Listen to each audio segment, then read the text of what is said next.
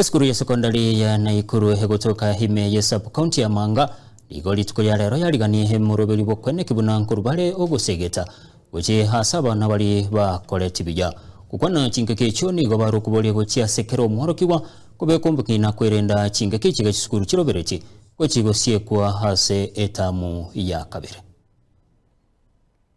He is one of our best schools in Nyamira County.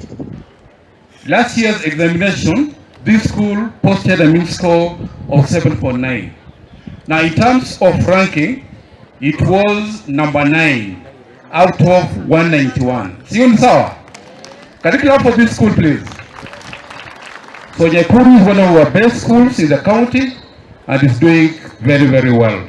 I want to encourage the current Form 4s to work extremely hard to ensure that the results are good. But we have taken care of these students under the guidance of our God, our living God.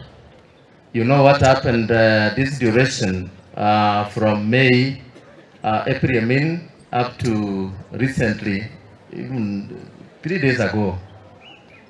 You've had schools have been burned down, and but our school we prayed.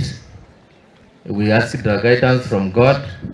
We invited guests like the one who preached today. They talked to these students.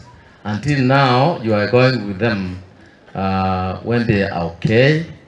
They have no issues. But I know when they come home, you don't take care of them. Because when they come back, you find that they are blank.